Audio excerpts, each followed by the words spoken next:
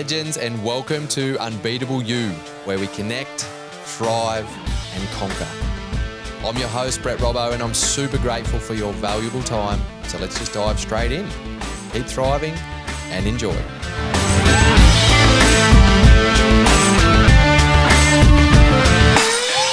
Leave it there because I'm going to ask you to elaborate on that during this chat. Amazing. All right.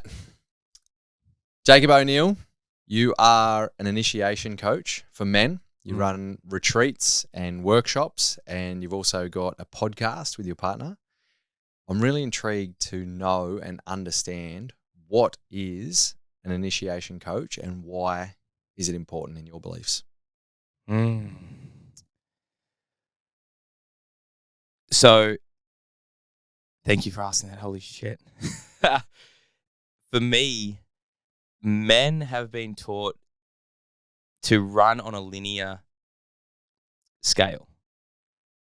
And we've seen women honor their cycle, their menstrual cycle, honor the seasons of life that they go through. They have a framework. And in the Western culture, what I really reflected upon after spending time in South America and really, really deepening into other lineage teachings, especially around spirituality, was men had this cycle. And this cycle was the cycle of initiation, which was a process that they were put through to acknowledge that they were moving into the next season of life. Like a rite of passage? Rite of passage, exactly that. And when I'm quite a reflective human and a deep thinker, when I started to do some self-inquiry about my moments of initiation, there wasn't a reverence and honoring or a moment of like, hey, this is you stepping into the next season of your life. We want to acknowledge that this is what you need support in. This is what you need to move through to be able to take on the responsibility of what that means. And I see so many men in a season of life that they haven't fully chosen or that they aren't aware of that they've chosen, whether that's fatherhood, whether that's just becoming an adult and having access to alcohol, to driving a car, to running a business, to being responsible for a family. And what I believe initiation is, it's the honoring of your choosing that next season.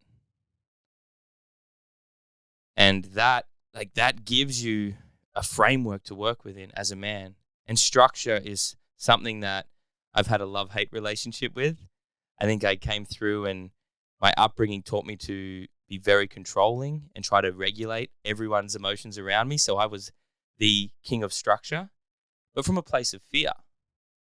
And I didn't know how to actually choose responsibility because I didn't have these initiatory experiences and I didn't have anyone to give them to me either. I think there was the desire for them to be there from both myself and my father, but we didn't really have structure for that. And I grew up, I went to church and I did martial arts and I did these things, but there was no real moments of conversation around what that means, what these teachings were actually allowing me to step into and what was waiting for me after I turned 18, what was waiting for me when I went through puberty, what was waiting for me when I got a girlfriend or when I wanted to start a business, what responsibility I was saying yes to and what rite of passage I could be put through that could give me the capacity to meet whatever challenges would be in that season of life. So what does it look like if the guys are choosing that next phase or next season as opposed to not choosing it? So this is just really the conscious and subconscious mind. And this is a lot of coaches use this framework. But for me, consciously choosing something is to actually open your heart to it. Subconsciously is just sort of being thrown in with yourself tensed up. So consciously is actually relaxing into and it's a willingness. And I know I speak to a lot of men about relationships is something that comes up a lot for men, especially in this modern modern society where things aren't as structured anymore. And they feel like they're being forced to do something. They feel like they're caged by life. So for me, when you choose something, there's a sense of freedom. I'm choosing this. There's a sovereignty. It's coming from within. Whereas unconsciously is like the world is choosing this for me and I have no power. So really what initiation does is it actually allows you to reclaim your power, and rather than be pushed through the door, you actually turn the knob, open it, and walk through it yourself. So I'm thinking of a lot of the demographic of blokes I work with are middle-aged men, sort of between the age of 35 and 55 to 60. And a lot of them are business owners or leaders. And so I feel like if they're listening, they would be kind of questioning, and some of them might feel like, yeah, actually I stumbled into business. I went from a tradie into my own business, or I got my degree and then went out on my own. And it was kind of just a feeling like I needed to. But then some other guys might be thinking, well, no, I guess I chose it because I chose to go through my trade, and then I chose to start my own business. What's the difference between choosing to have something like that or choosing, yeah, I want a family, and then falling pregnant, as opposed to I'm sensing that there's a choosing of yourself as well, and a choosing of a process to put you into that next phase in a much more ready state? Yeah. I think there's the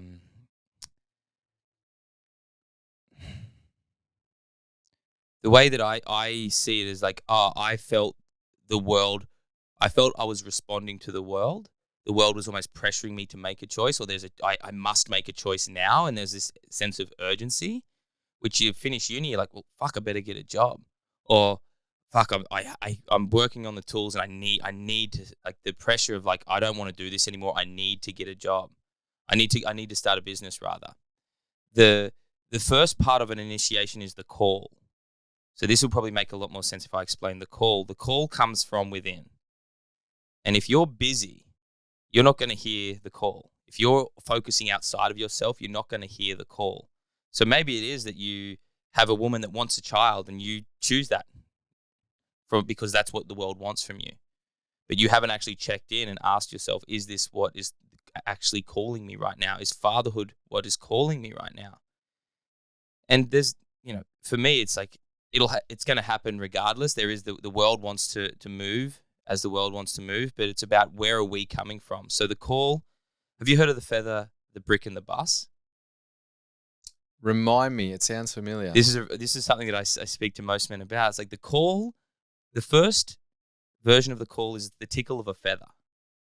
So if you're busy and you're doing and you're in a state of rushing or moving through life and like, hey, yeah, business here, family here, this here, that there, you're not going to feel the tickle of a feather because you're not attuned to that fine sensitivity. So the feather will tickle you a few times. Maybe it's that you need to go and get a personal trainer to get fit. But business is so busy. You've got your kids, you've got your wife, and maybe it's that your friends want to go on a surf trip, and that would be great for the soul, but I'm just too busy.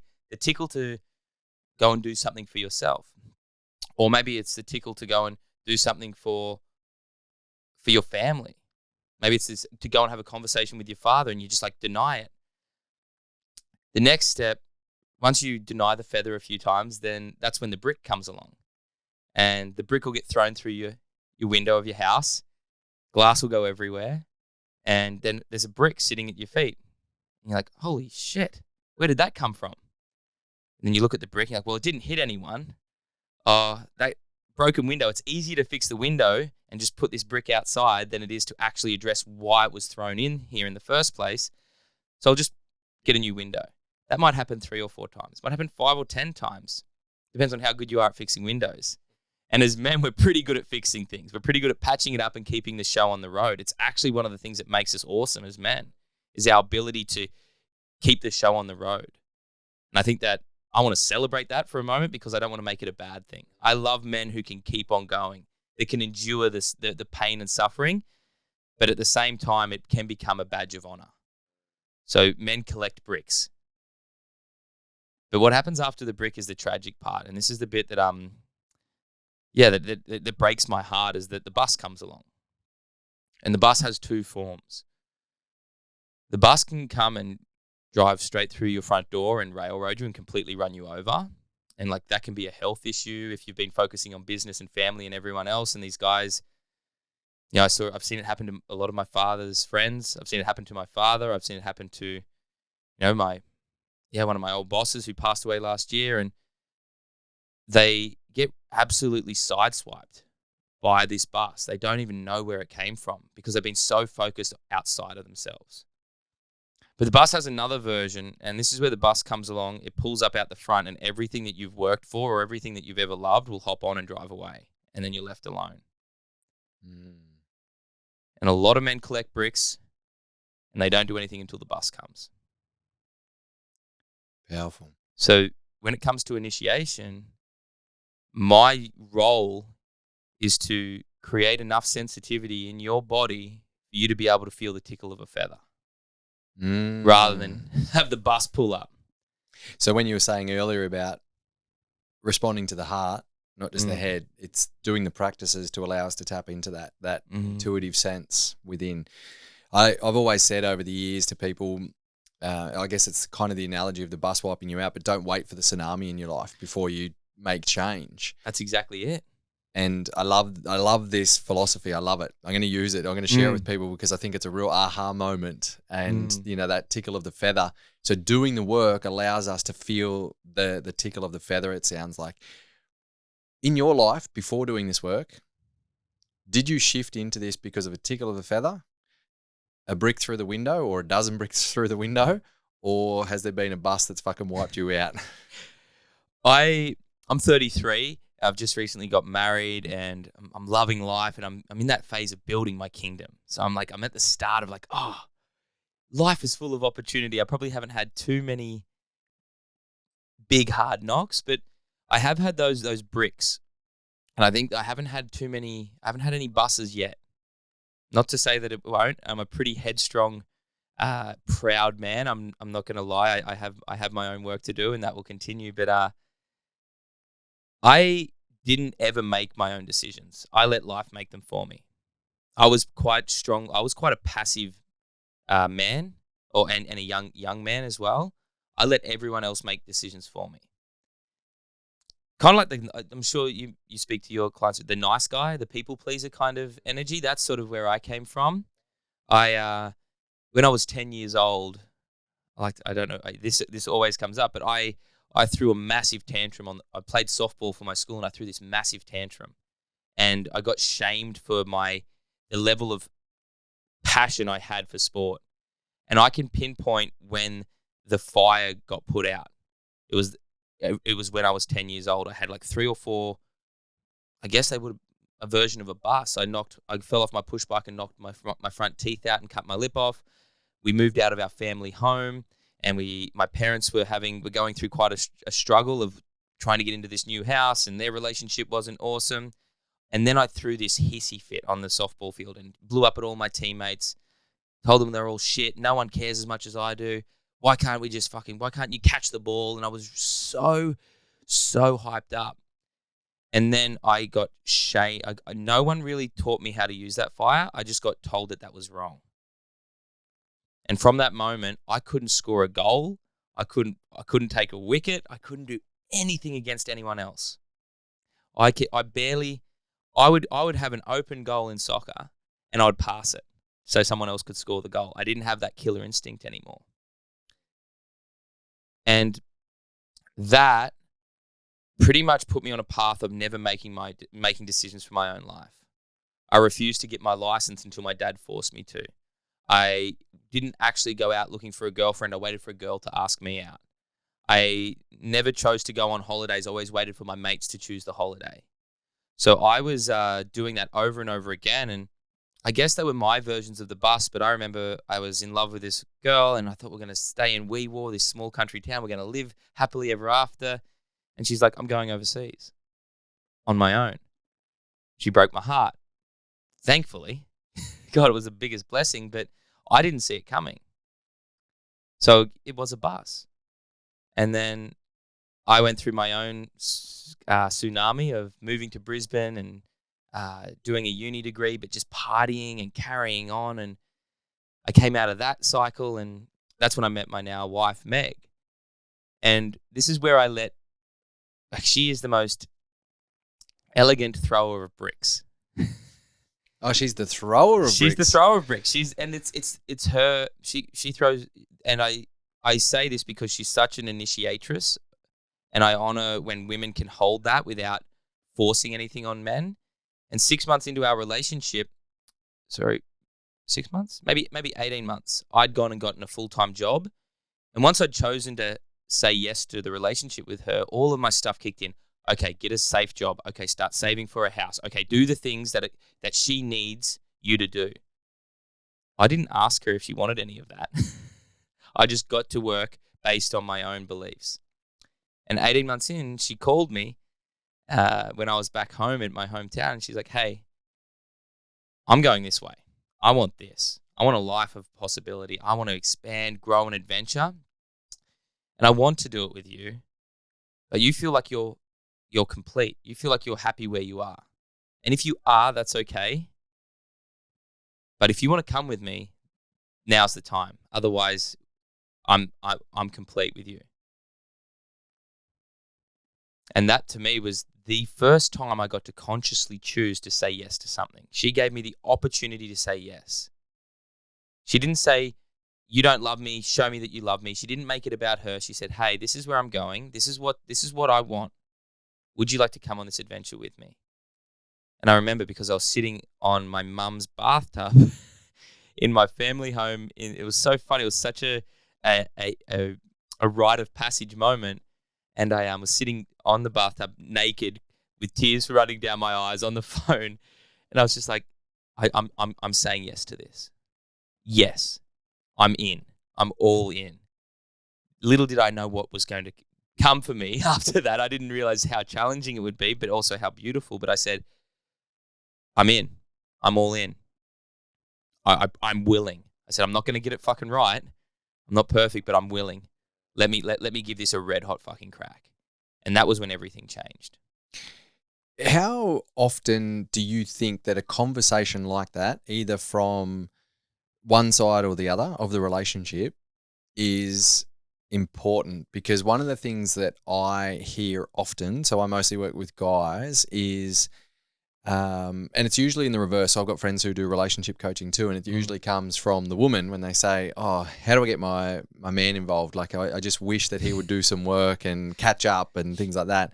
But often with the guys that I work with, it's not necessarily like that. Sometimes it is, where their partners are a bit shut down to them, but often it's like from a place of love, like, oh, my wife's seeing this and our relationship is improving and they're keen, but not really sure where to start. But a conversation like that, and you guys you do relationship coaching, you and your partner, Meg, how important is that? And then how do you get to that point in a relationship?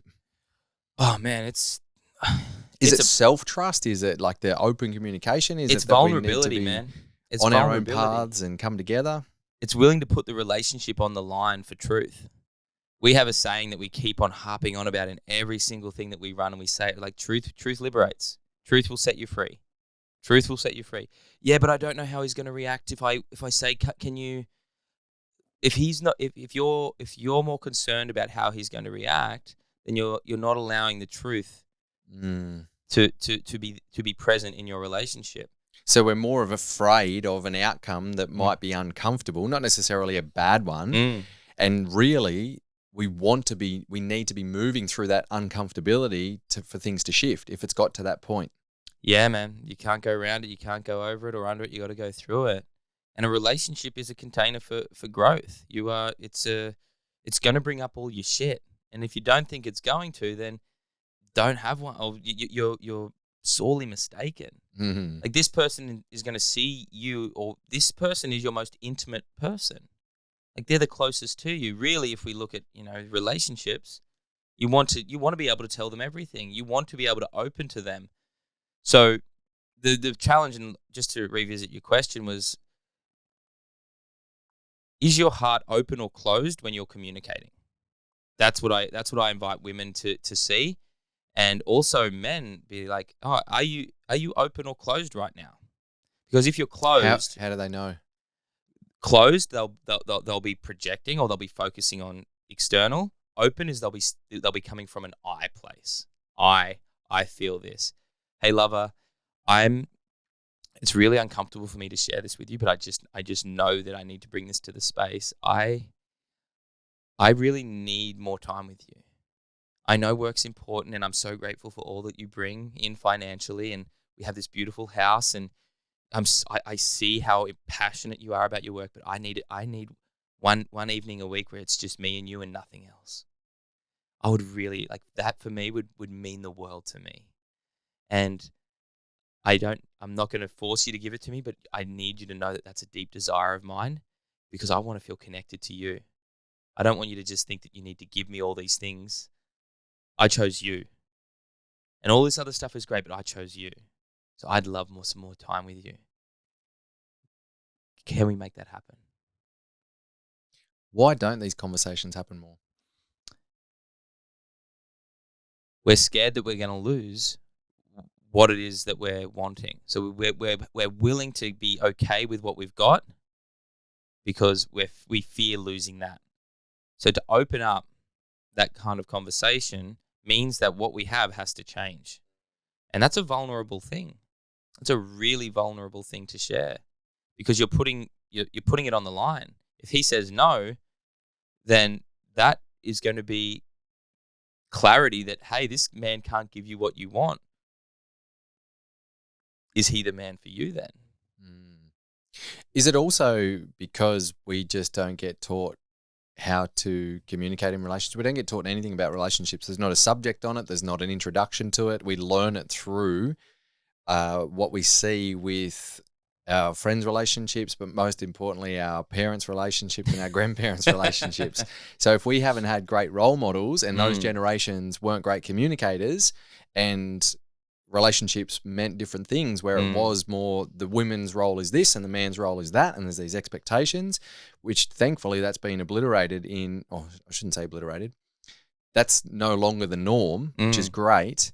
However, the transfer of those kind of relationships has just gone through the generations. And so we get to in relationship now and we're like, oh, well, without even realizing, obviously, subconsciously, we're playing out what we saw and what we were around with our parents and grandparents.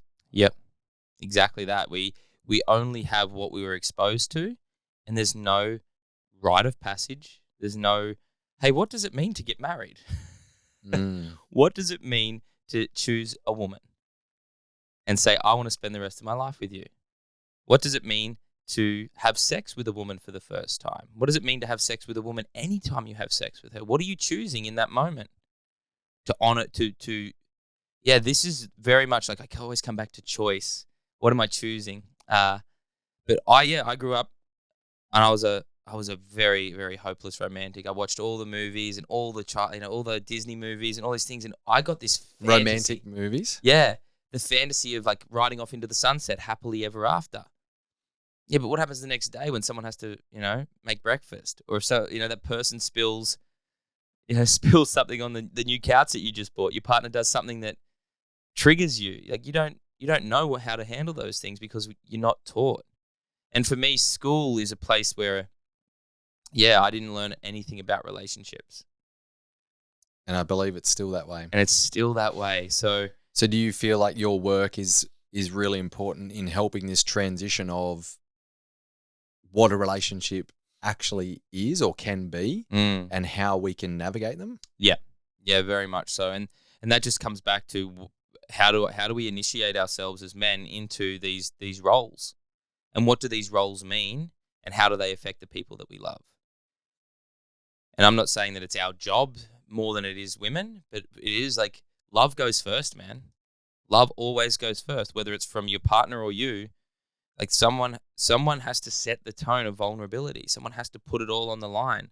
That's what a proposal is. This ring represents my choice to expose myself to a lifetime with you. That's vulnerable. That's like, and vulnerability in action is courage. And that to me is like, that is those moments, like when men put it all on the line. That's what makes you trustworthy. Not how much money you got in the bank, not how fast your car is, not how big your house is. Like your willingness to put it all on the line and say, this is what I want. And I'm willing to put myself on the line for that. I'm willing to expose myself to the no, even though I want a yes. You know what I think is also courageous in relationships, and you're more of an expert here in this, but it's courageous to believe that your relationship can get better and better. Because don't you hear it all too often? Like, what's a traditional Aussie saying when you get married? Oh, it's all downhill from here, mate. Yeah. And so there's these beliefs thrown at us, and then kids come along, and that completely shook my wife and I have an amazing relationship. And we had these very naive, beautiful images of how it would just continue smooth sailing with kids. And, you know, we've been shaken up quite a lot, quite often. But one thing we keep coming back to, we've got a really open communication relationship. And don't get me wrong, we still argue and bicker. And, you know, I don't think we ever had an argument until we had kids. And then all of a sudden, like we were saying before, it brings up the shit in our life, like the shadow behaviors and under fatigue, and things come through. And thank God we've got a really good relationship where it's like, when we come back to it, it's like, okay, we actually both don't take offense to it, because we realized that was a heat of the moment. That was us from our emotionally reactive amygdala. That wasn't who we are or what we think of this relationship. So, but one thing that we have always said, and we keep checking each other on, is our best days are ahead of us. Our best days are ahead of us. And fuck, we've had some great times. We've had some amazing adventures and play and fucking great times. But we still believe our best days are ahead of us. And we get to choose that, because if we choose, our best days are behind us and it's all downhill from here, guess how the relationship's going to unfold? Oh, man. Oh, that gets me going. It gets to be this good. That's my every morning. It gets to be this good. It gets to be this good, man. I get to wake up. I've got a beautiful woman in my bed. Yeah, sometimes she pisses me off. Yeah, sometimes she does things that drive me mad. But it gets to be this good. I get to choose this. I get to go out and make coffee. I get to go out and welcome the day. I all of this. It's all here for me. How lucky am I? Gratitude, right? It's such a simple. I feel like we as a collective, I say this, the coaching industry, I think we all try to create our own unique version of it. But at the end of the day, these concepts, these principles, they're all pretty fucking simple. Gratitude. Can I be grateful for what is? Can I not take everything personally? Yes, my partner just spat the dummy there. Did they get a good night's sleep? Maybe not. Have they had a lot of pressure on them at work? Maybe. I don't know. Can I be curious? Can I actually open my heart rather than close and go on the defense or go on the attack, or withdraw and actually say, no, you don't deserve me? And this is one thing that I speak to a lot of people about in relationships is love as a currency. When we treat love as a currency, we treat it as a finite source, which means it's limited. But for me, love is infinite. It's overflowing. There can never not be enough of it. It's not, love isn't actually an emotion in my the way I see it. Love is the foundation of life. And when I remember that, then I just have to open my heart and let love come through. And love isn't a specific soft and cuddly thing. Sometimes love is direct. Yeah, I was going to ask, what does love mean to you when you say love? The truth. So if I'm close my heart because Meg, I'll use a fun example. So Meg leaves the cap off the toothpaste. Fuck you, Meg. And it drives me fucking mental. Like, absolutely mental. I'm glad I'm not your husband then. You would go insane with me. Yeah. Continue though. I'm starting to see maybe this is why a few things have been triggered in my relationship. Does that mean the world's going to end though, that the toothpaste cap is off? Does that mean someone's going to die? I hope not. No. Our household would fall apart. Why is it so big for me, right? It's a trigger. When I make that about me and I make her wrong for that, and I make it, she's doing that just to hurt me, that's a pretty aggressive assumption, right? And I don't know if you're like, have you read The 4 Agreements by Don Miguel Ruiz? Oh, many times. It's my most recommended book. Okay, good. I was going to say, if you don't recommend it, I highly recommend it. And I tell all my clients, go and read that book. Yep. And read it again and again and again. And I'm going to read it again as well. But essentially what love looks like in that moment is like me saying, hey, my love, I know this might not seem like a big deal to you, and it's probably not a big deal to anyone else but me, but when you leave the toothpaste cap open and then it gets all dry and then it's really hard to squeeze the toothpaste out, that really, really upsets me. And what I need from you, that's a vulnerable thing to ask for what you need as a man, right? I'm asking for what I need. And what I need from you, if you can agree to it, is for you to just pop that cap back on every time you use the toothpaste. Could you do that for me? Because that would feel really, really loving. And she's like, of course. I didn't even know that was a problem.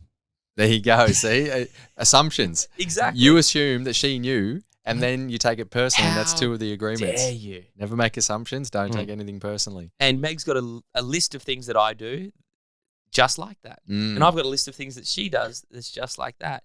And love in that moment is to actually say, hey, this is what happened. This is how it makes me feel. And this is my request. I'm human. I have needs. I'm not this like rock that can't, that nothing touches me. I'm sensitive. I have emotions. And if I'm not communicating that from an open place, which is to communicate from a place of love, then I'm withholding part of me from her. I'm withholding part, and our relationship can only ever go to a certain depth. And if I don't have that conversation and it comes up and I withhold it, it just creates more and more blocks in the channel between her heart and mine. And then all of a sudden, she asks for something from me and I snap.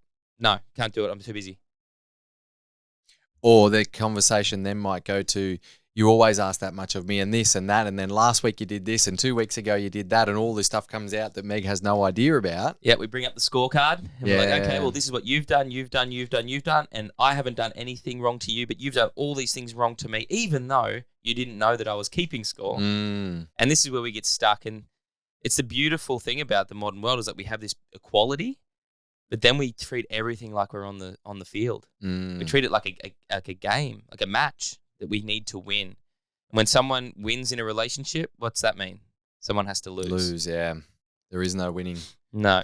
It's interesting because in my relationship, I find us both at times saying, hey, babe, do you mind if we speak about such and such? Yep. Before it escalates. Yeah. And so we're quite open, as I said, like we do a lot of this. However, there is still those times in the heat of the moment where there'll be things come up and there'll be things that come out of my mouth.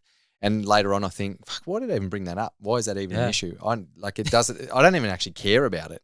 And it's like that little boy is triggered, that tired little emotionally reactive boy within me is triggered. What's the most common challenge in relationships that you come across in the work that you do? Men not being able to ask for what they want is a massive... No, men not even knowing what they want. This comes back to the choice thing, right? Men will take action and make decisions, but it's still from that I'm responding to the world, not from what wants to come through me. So men don't know what they want. Women know what they want, they're just too afraid to ask. So one of the things that I get men to do, I'm like, hey bro, how much time do you need each week for yourself? Give me an hour. Give me hours. How many hours? And guys will go, oh, I need 4 hours minimum. I'm like, not good enough. That's too open. 4 hours minimum. That could be 48 hours. How many hours do you need per week for yourself? 6 hours. Okay, what do you want to do in those 6 hours? Just for you.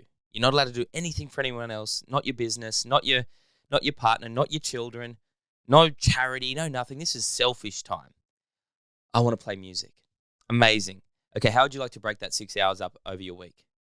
Oh, like realistically, you're not going to do 10 minutes here and there. Like you probably need at least 60 to 90 minutes. Am I right? And he's like, yeah, that feels about right. Okay, let's do 4 90-minute blocks over the week. Okay, go and get your calendar. Oh, but go and get your calendar. Put it in the calendar. Make it a non-negotiable. And then they're like, oh, but what if? What ifs are going to be there no matter what, bro? And I get them to actually put it in the calendar, and then they're having this like existential, they're starting to feel lightheaded because for the first time, they're putting themselves first. They're filling their cup. And I'm like, who are you after 2 hours playing some music? You're in flow. You're feeling good. You come home singing, humming tunes. You come home open to your wife, to your kids. You've got time and energy for them because you've given time and energy to yourself. And that's the biggest thing, is that men don't even know what they want because they've never actually been asked, or they've never asked themselves what they need. What about the partner that says, that's selfish, I need my time? So as in, I need my time, like she needs her own alone time? Yeah, or that might be what's coming up, but also I guess what I'm asking is it generally a blocker from the guys, not necessarily they don't know what they want, but they're also afraid of that might be taken as the wrong way, that they're taking away from. So in the dynamic communication, it's like, I'm doing this for myself so I can show up as a better version, and here I am holding the space and want you to map that out in your calendar as well. I'll take the kids, I'll do something like that so that you've got that time for yourself too. That's where you have to honor whatever comes up. And if you taking 90 minutes every second day to play music creates a tsunami in your relationship, that's there for you to address. If your woman comes at you, but what about this, and this? Oh, I never get time for myself. Then you get to be a man. You say, my love, I'm taking these 90 minutes because I need them for myself, and it makes me a better man when I do this. I'd also like to know what you need. So that might be the piece of the puzzle that might be missing. So when men know what they want and they can choose it, they can then hold space for their partner as their partner finds what it is that they desire, not only as an individual, but in the relationship. So this dynamic is so important, and especially when kids get involved, because that's a whole nother kettle of fish, which I cannot wait for, because I'm going to be the best parent ever. And all the problems that everyone else has, I'm not going to have them because I'm going to be the best at it. And I'm just playing on that because I know that I'm going to get my ass kicked. And everyone gives me that same look that you're giving me. I've got nothing to say. It's just, I'm just remembering back to that naive 30-year-old that I was saying the same things. Everyone gives me that same, like, you wait. Yeah. Just you wait. No, but that's actually I'll pick up on that. I would never say that because I think that's an amazing attitude to go in with. Yeah. And without that attitude and without that perspective, you're not going to have that drive to like, where are my shadows? What work haven't I done yet? It doesn't mean you're going to be perfect and you're not going to be triggered, but to actually see that within yourself. I wish more of us had that opportunity and that perspective now. So keep saying it and keep saying it to all the naive fathers to be as well, because I think it's fucking beautiful.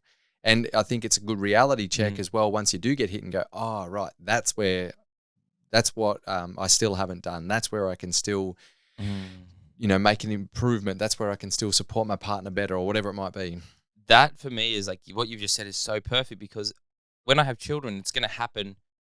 The experience is going to happen either way. So why not bring enthusiasm? Why not be bold and audacious in, I can't wait to be the best father ever. I can't wait to bring as much of myself as possible. And then when I do fall short, or when I do have these moments of triggers or challenge, I'm meeting it from this place of enthusiasm. And even though, failure is going to be a part of my journey over and over again, at least I get to go boldly. But I fail every day, and it's because I keep having the high expectations. shoot high. I believe in dreaming big and setting a great vision for your life, because like you said, our best days are ahead of us. How good is that to start from there, rather than, we will have some good days, we will have some bad days, but we have to be careful. We don't want to dream too big, or we don't want to get too excited. Why not? Why not? So, and just thinking about that, I've got friends and mentors of mine that have turned 50 recently, and they're healthier than me and more active than me, and like life is amazing. I'm like, cool, that's what 50 will look like. Yeah. And that's just the next step to the next decade. Like I'm looking at the leverage points of each of them, not going backwards, and I see our relationship the same. Back to a little bit of a shifting gears. You're 33 without children. What's the demographic of men that you mostly work with that are mostly attracted to your work? Normally it's the guys between, like realistically, it's the early 30s. It's the guys ready to build their kingdom. But I've had guys in my containers mainly between 25 and 45. They're in that I want to create a life, but the model that I've been given doesn't really work. And I asked that because I bumped into one of your clients, I guess he is, but he's done work with you for a while. yeah, Scotty yeah. at Pastor and Legend. Co. Yeah. And the way that he spoke about you was the way the version of you that I had begin to learn and understand is a very mission-led man. And Scotty is, I don't know, he must be in his 60s. He's got grown kids that are fleeing the nest at the moment. So he's not someone who is late 20s, early 30s looking to build their kingdom. And that's what I've seen from the small amount of footage is that you've got this bandwidth of guys. So it's these guys that are ready to build their kingdom. It's guys that have built their kingdom, and it's everyone in between by the looks of it. But why do you believe that you can work with, if you're a 33-year-old man with no kids and you haven't had that life experience, why do you believe that you can impact the guys that are either like where I'm at with a 2 and 4-year-old, where other fathers are at with young, 10, 12-year-olds, or someone like a Scotty whose kids are fleeing or have fled the nest? Because I focus on you. I focus on who you are and where you're at. And meeting you, I'm here with you. You know, all of those things are external. And I know they mean a lot to you. I have no idea what's going to happen when I have a baby. Like I sit and visualize like receiving a baby in my arms, and I nearly pass out with the overwhelming feeling of love. So I have no idea what it's like to have a child. It must be fucking crazy. But when I'm sitting with a man, that is something external. That's an external driver. I'm sitting with you. I want to know the depths of you. I want to know what moves you from deep within your core. And I believe all men, I call it the primordial thud. It's your heartbeat. It's the thing that is eternal within you. I want to access that. I want to have a relationship with that. Everything else is awesome, but I'm here with you. The primordial thud. I can love that. And I guess it's in answer to my question is it because we're all dealing with the same shit? Is it because we're human beings? We're all human beings. And we're men. We're simple beings in a complex world.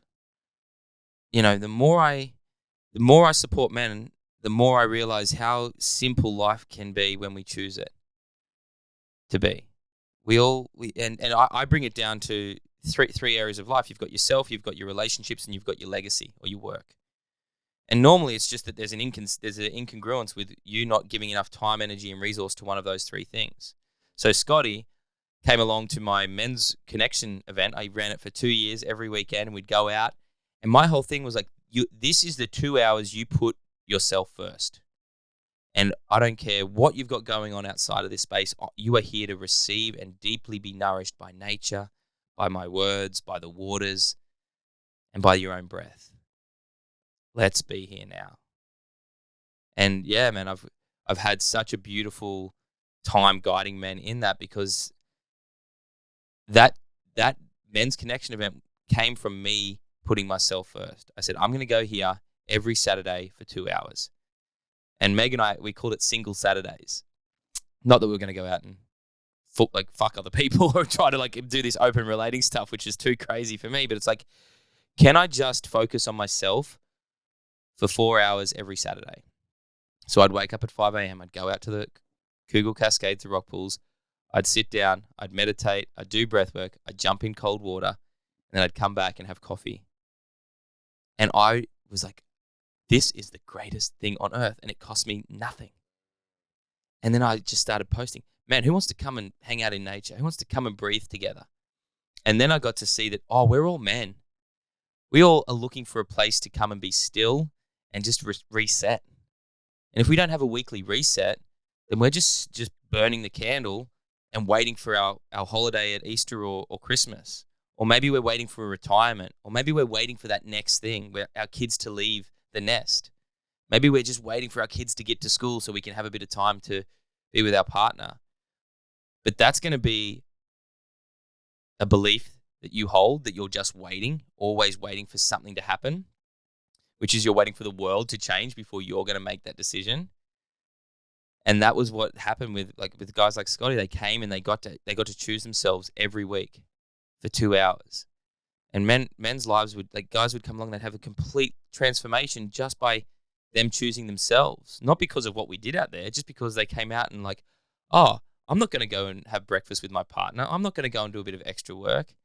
I'm gonna actually say, hey, this is what I want, and I'm going to go do it. And that's what I believe a lot of men are looking for. The reference point and the permission slip to say yes to themselves. Talk to me about shame. One of the things that I've noticed come up a lot, and I've experienced it myself, but a really common challenge for men and an anchor for them, a blockage for them is shame. Mm. What's your experience with working with men and shame? Is it something that shows up in every time you run workshops, every time you speak to a man, when you meet them, like you were talking about where they're at? Oh man, shame is one of my favorite things to work with because it is the most. Once you address shame, the freedom that you see in men's posture, the brightness that comes from their eyes, it is such a beautiful thing to liberate for men. It cloaks the soul. It really does. It puts the fire out. Whether that's sexual shame, whether that's shame around your anger, whether that's shame around a failure with money, it will literally suppress and put your fire out. And a lot of men have.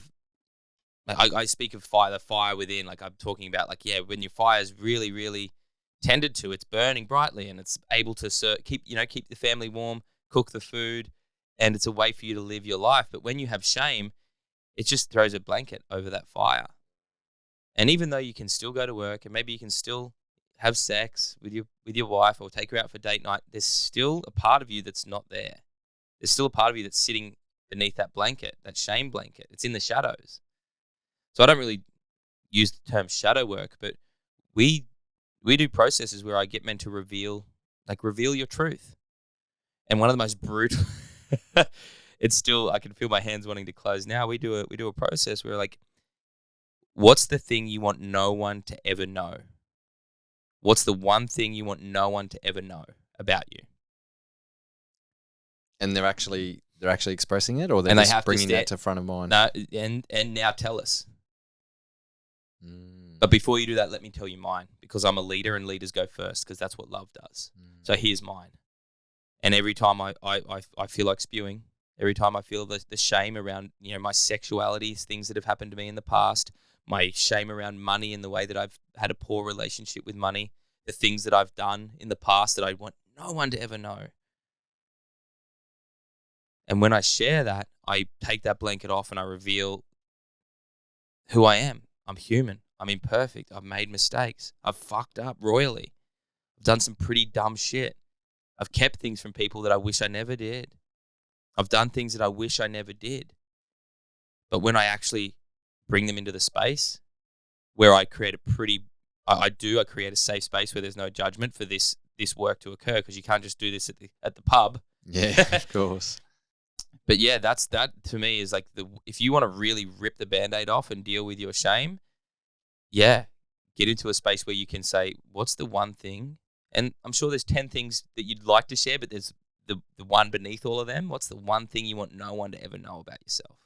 And there's a great saying, shame hates to have language wrapped around it. So what you're doing there is allowing them to put that language to that, which can help to disintegrate it. And one of the most common things that I find with the men when we do these processes to help them expose their shame and speak to it, because it hates to have language wrapped around it, is most of the guys go, oh, fuck, I'm not the only one. I'm not the only one that has this shame around, like, problems with money or whatever it might be, like challenges in the past, or shame about my anger or my frustration, or shame about not having achieved enough, or whatever it is inside of them. It's really liberating for other guys to go, oh shit, it's not just me. What is shame? If you were to put an explanation to it, is it a story? Is it past experiences? Is it a belief system? What is it? It's judgment of self. I'm wrong for what I did. What I did was wrong. Therefore, that part of me is wrong. Therefore, I'm not worthy. I'm bad. It's a construct to make yourself unworthy. Can it be wrong you are still worthy. So, for example, some guys would have a valid shame if they had cheated on their partner.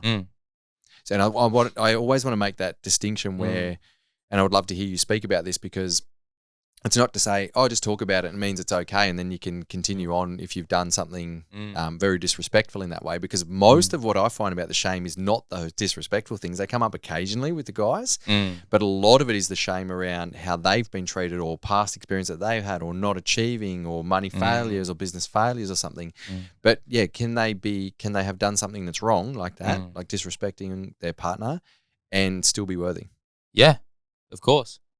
It's the perception that shame creates. Like for me, I believe worthiness is inherent. Like we're all worthy no matter what. And you can always, and if you want to argue with me on that, okay, I get it. Like, okay, is Hitler worthy? You know, should we let him? You know, if we try to like look for the outliers and we look for the major ones, where we're like, well, what about this guy? Well, you're just looking for ways to, you know, position your argument to make me wrong. But shame is like that for me. Like, say, cheating on your partner, or having something, or have like losing a lot of money, gambling, or doing something. The shame may not be in like, yeah, you've done that, but it's the shame is what stops you from actually sharing that or bringing it to the light. It tries to cover it up. So is the action actually wrong, or did it? You know, if we're putting things on a right or wrong perspective, then we're creating judgment, which then means that shame can fester. Whereas if you actually did that and you were able to communicate and express, hey, I did this. I'm not proud of it. I actually feel sick sharing it, but here it is. I went into 20 grand worth of credit card debt because I didn't have the car. I didn't want to seem like I was failing. So I got a couple of credit cards and went into 20 grand credit card debt. That's actually what happened to me. And, you know, I can feel my heart tensing up. I'm like, oh, fuck, I'm sitting here. This is a beautiful, oh, how much money do you make? How much money? Oh, I get all chaotic. And that's the shame trying to judge me. When in actual fact, hey, I did that. I'm still here. I'm human. I'm learning. And yeah, if judgment comes for me, then that's my job to meet it. Or if my partner wants to judge me, or if she wants to leave me because I've done something stupid, that's part of the process. I can't make it right or wrong. And I think that's like, for me, my coaching really is about not making anything right or wrong. It just is. It just is. Shame is a way for us to make that thing wrong. You know, and the three things that have come up every single time, and I've done this with over a couple of hundred men over the course of the last 3 years, is when we do the revealing your truth, I call it that. I don't call it a shame practice. I call it a revealing your truth, because we're taking that blanket off and showing what's beneath it. The three things that come up: sexuality, money, anger. Sexuality, money, and anger. They're the three common denominators for men that they hold shame around. And it's tragic, man, because those three things are so beautiful when you have a relationship with them, when you don't judge them. And, you know, there's so much that can occur in a man's life that society deems as wrong. You lose money, or you fail at a business, go back to go get a job, don't try again. You blow up on the footy field, or you punch on, or you have anger and you don't know how to use it. You're a bad person. Go and suppress that. Don't learn how to use that. Go and suppress it. Sexuality. You want to explore your sex. You want to understand sexuality more. No, you're a man. Men just have sex in one position, do this one thing, and they get relief, and that's it. All of these one-dimensional approaches to such broad topics really cage men in and teach them. You know, we have such a narrow range of what's right or wrong. And I'm not saying that you should be, you know, there are rules that keep society safe. I'm not saying that you go and borrow $1 million and then never pay it back and be a prick, or, you know, go and punch on it with everyone that stirs you up and let your anger out on everyone else. I'm like not saying that. I'm saying that, yes, we do have rules that govern how to use these energies. But I think we can definitely open up the container of what is right and what is wrong. Just a little bit, or even a lot. Because for me, it's so hard to move through life when you're holding yourself in these narrow channels and telling yourself that you're wrong if you don't fit in that tiny little gap. Society makes it harder for us too, because isn't it crazy that it's weird or it can be rude or frowned upon to talk about money and sex? It's like two main things in human existence that keeps us going forward. Mm-hmm.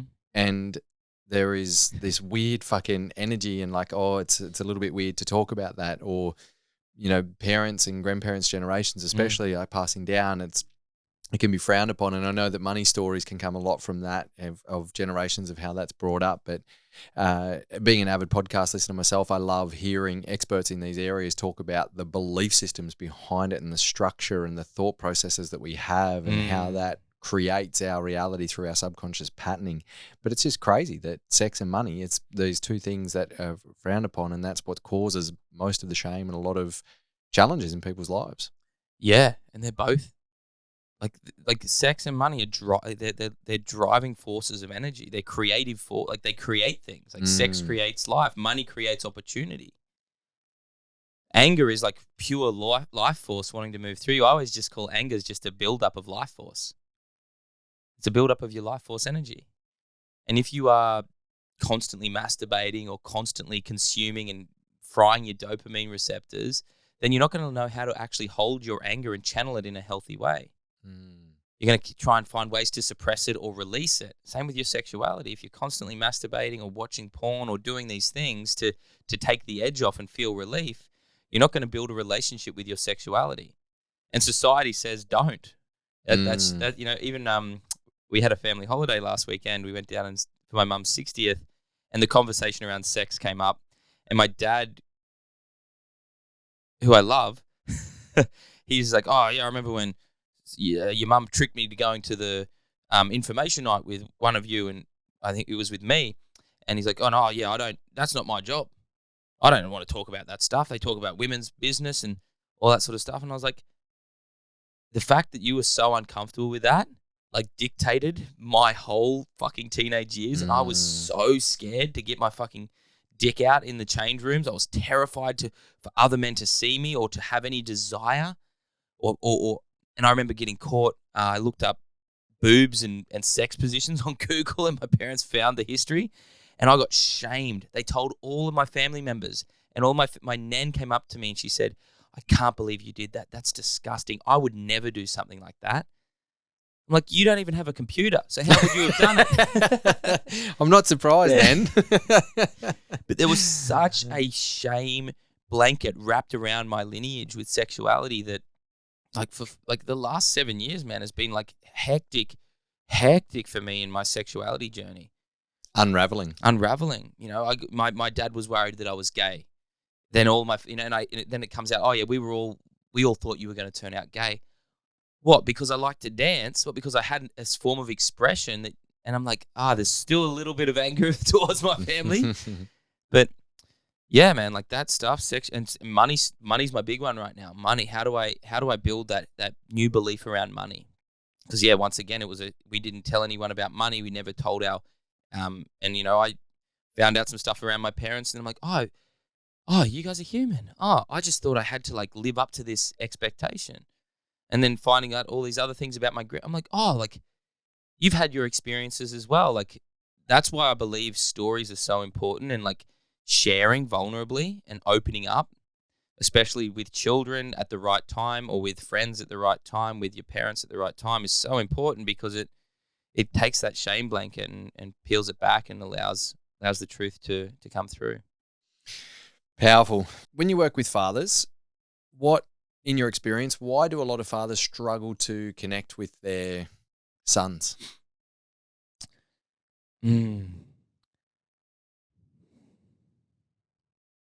Or if they don't struggle to connect, why do a lot of fathers does conflict arise in the father-son relationship? Because society, okay, this is something I've been jamming on hard like the last couple of weeks, just in my own inner reflection, because society expects fathers to love their children the way mothers do. And that's not how men love. And I've got 100 Elaborate on that. stories. I got 100 stories about how my father deeply loved me, and I made him wrong for that because my mum would have loved me in a different way in that scenario. This is coming from other men, you mean? Yeah. This is 100 stories Yeah. coming from Yeah. other... Men thinking that they have to love, like, because the way that their partner loves their children, that they should be loving them in the exact same way. Whereas what I said before, like, love is opening your heart and bringing through the truth.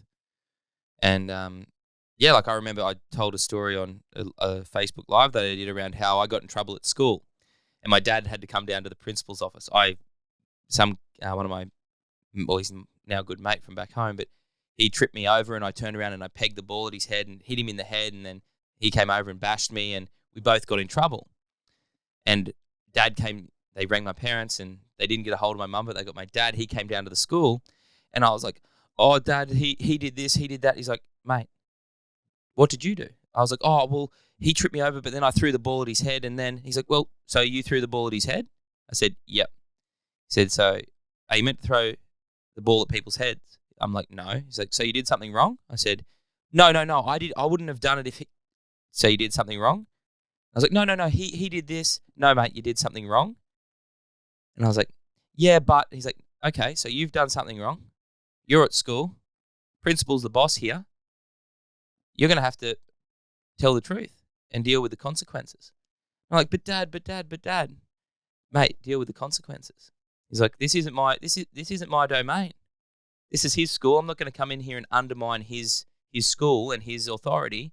You've done something wrong. You need to go and tell the truth and front up to whatever the consequences are.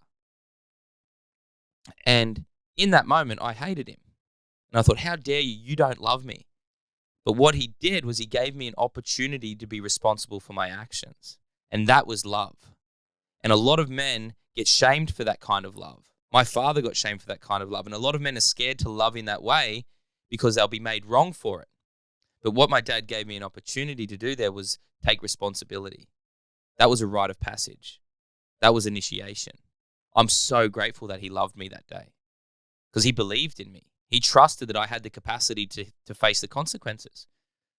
Turned out it was a week of detention. I got to hang out with the guy that I threw the ball at, and turns out we've got a whole lot more in common. Turns out that spending an hour each day sitting next to each other writing lines, we actually wanted to be friends. So the expectation of what love is can cause that conflict. One thing that has come up for me from my perspective of my 4 years experience of fathering, so this only comes from that and witnessing with all the men that I work with, is we also attach our identity to our kids' behaviors. Yes. And it's dangerous because we have these expectations that our kids will behave themselves, and then when they don't, that's disrespecting who we are as a person. So that disassociating our identity with their behaviors is fucking hard, but it's really important. Because as soon as it's like that, one of the 4 agreements, don't take anything personally. Yeah. In that instance, when I don't even think about it and go, oh, he has disrespected me, him behaving that way is disrespecting me. But it's obviously just this subconscious patterning that I've got to keep working through. And the more I talk about it, the better it is, because when it comes up in real time and I get triggered into fight or flight and I'm about to go there, I'm like, oh, hang on. That's where I was about to go. Or sometimes I catch myself in the middle of it and then realize, oh, you pelican, like here you are again reacting, thinking that his behavior is a reflection of you. Whereas he's got a 4-year-old underdeveloped brain and being a 4-year-old and doing what 4-year-olds do. As much as I try and bring in discipline and teach him the right things, he's still going to do what 4-year-olds do. Yeah, and they say even with like young boys, they talk about the amount of testosterone compared to their body weight. Like it's a lot. It's uncontrollable. It's uncontrollable. Why they do it? Yeah, and for them, another thing that I always look at is like, so he's been alive. His spectrum of time is 4 years. So you may have been alive for 40 years, or we'll just use that so it makes sense in the calculation. So one of his years is equal to 10 of your years. So he's going through stuff at a much more rapid rate. Time is moving a lot more fast for him because he's only got a spectrum of one of those 4 years. And that can be really confronting, like to have that perspective on life and to expect him to have 40 years of perspective Well, and I want to bring the example back to how old were you when your dad came to the school, roughly? 13, I think, yeah. So what your dad did there was brilliant. Yeah. Because the opposite to that could be if he blew up, and this is why I want to speak to it, because a lot of dads with kids around that age, it's really difficult, and they're blowing up at their kids because their kids are doing things and doing stupid things and making stupid decisions, or just boy shit like what you were talking about there. And to blow up would be looking at it from, maybe many perspectives, but that you've disrespected me, you've disrespected the family name, like maybe a really old school type mentality. The way your dad expressed his love, as you put it, and spoke to it in that way is admirable. Yeah. That's a prime example of, at that older age, to be able to, regardless of the kid's age, but be able to take it for what it is and to let the lesson be learnt for the kids. Not to protect me from my own learning. My mum's super protective, and she would have come in, blown up, taken me out of school and said, no, you were all wrong. Don't you dare threaten my beautiful, that was my mother at all child. The times I ran amok. Yeah. Whereas there's a great book. I'll share it with you. But there's a book called The Wonder of Boys by a guy called Michael Gurian. And he tells this story about young boys going down into the basement, and they grab a whole heap of darts, and they turn the light off and they start throwing darts at each other in the dark. Are you sure they're young boys? They're like maybe 8 or 9. They're like that that age where you just do dumb shit. And anyway, I'm pretty sure I've done that, actually. Turn the lights off and thrown darts around. Yeah, I've done that, but with lollies, and we nearly knocked a guy's eye out. So, but anyway, this story made me laugh so much because one of the kids gets a dart through the cheek. And all the boys freak out. And they're like, oh, shit, what do we do? They pull the dart out. They realize that nothing's too wrong. So what do? They innovate. They all go and get their swimming goggles. They're like, oh, nearly took someone's eye out. So they all put their swimming goggles on, and they go down and they play again.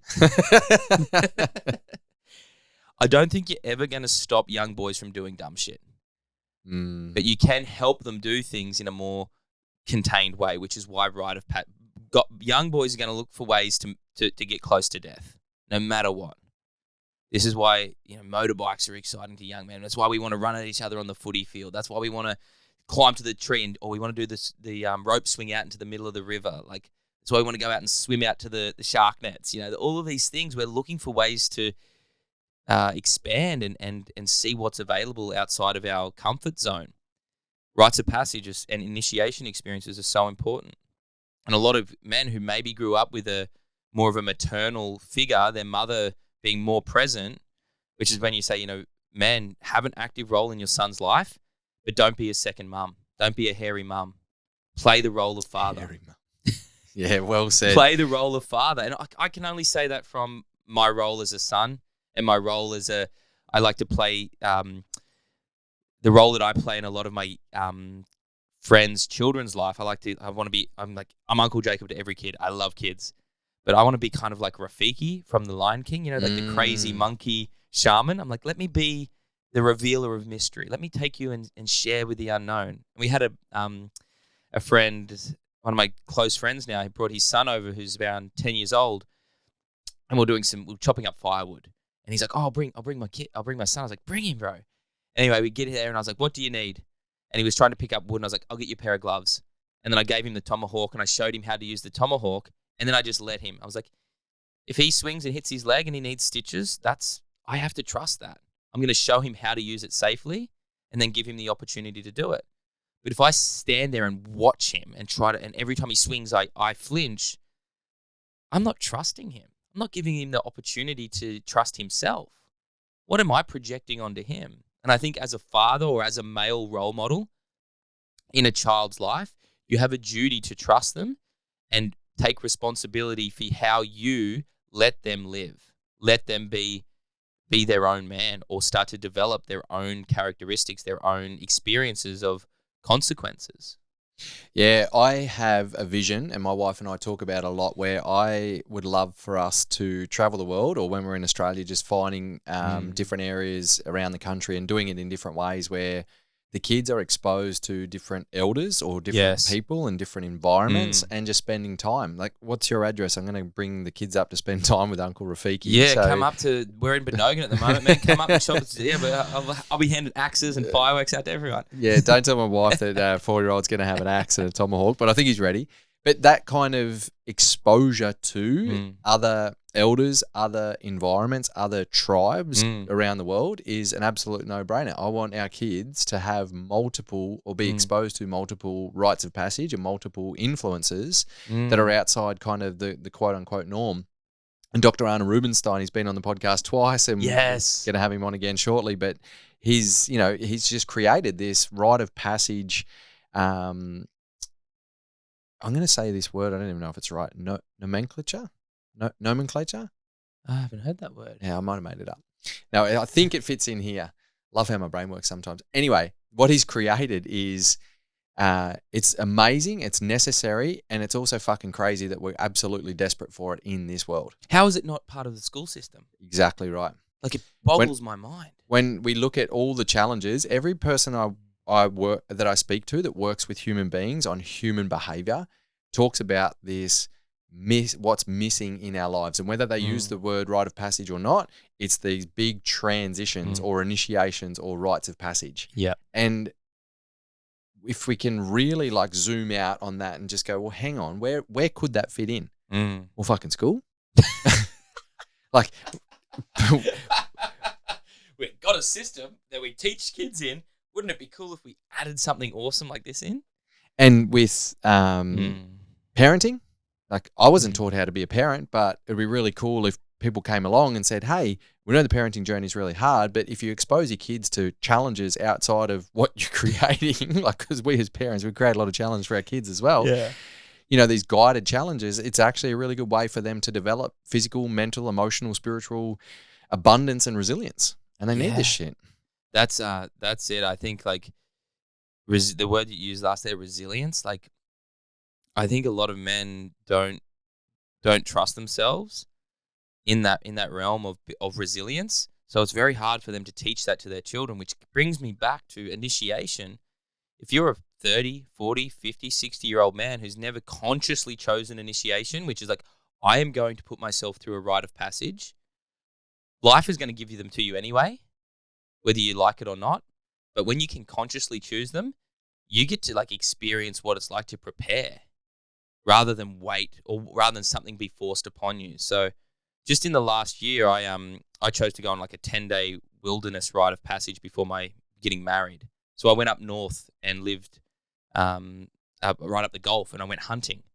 Wasn't with Adam Kavanagh? With Adam, yeah. Did you really? I did the 10 days. Oh, fair income. Yeah. Brilliant. So I'm from the country, man. I grew up around pig chasers and roo shooters, and not once did I ever want to do it.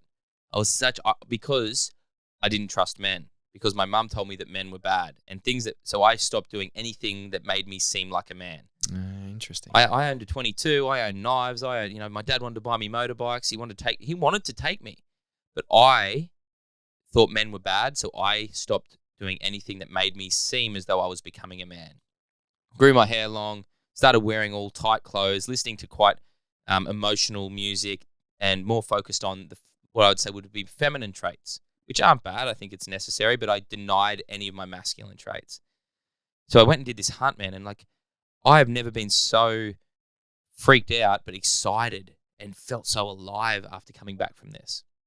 Chasing goannas and tackling, this like Mickey bulls, and killing things, and like being put, like, I had to like literally like be put in the face. Like, we caught a freshwater croc and did all this crazy, and to him it's normal. Adam's like, oh yeah, this is awesome. And I'm like, just another day in the office for Adam. I'm freaking the fuck out. But after it, I had this sense of, fuck, I can do shit. And that, to me, when I got married, it showed me just how willing I was to choose it. I chose myself deeply to go through that rite of passage. I could have died up there, realistically. A brown snake could have climbed in the swag and bit me, and I could have died in my sleep. There's so many things that could have happened.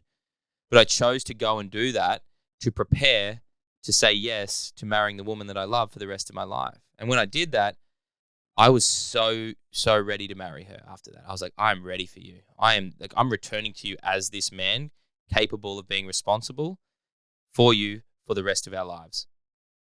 That might not happen. I still don't know. Anything can happen. I'm still exposed to that, but I'm choosing that.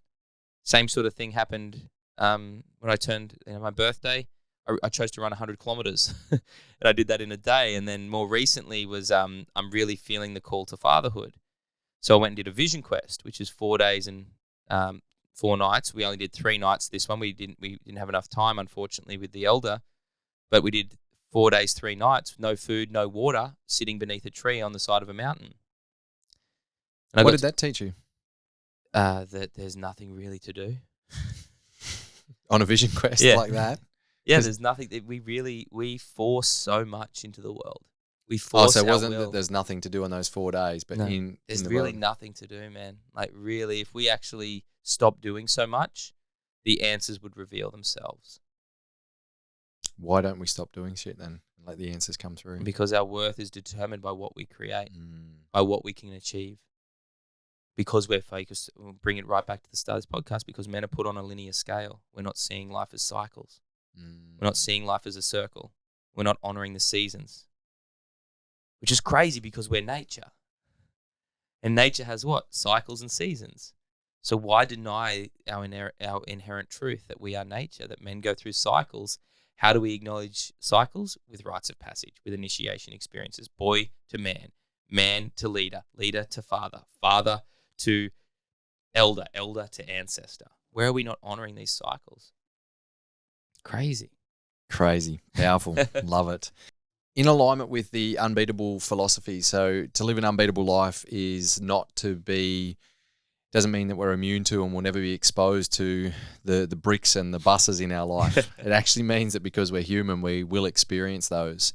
And in my experience of working in human behavior over the years, I created the unbeatable philosophies and unbeatable you based on how humans can be exposed to these challenges, to these adversities, to the depth of what is the human experience that we hold ourselves back from. But throughout these challenges, they're not beaten by them. And so what I'd love to hear from you now is 1 or 2 things that you could leave the listeners with to help them start to design or to live their own unbeatable lives based on your experience or your perspective of the world.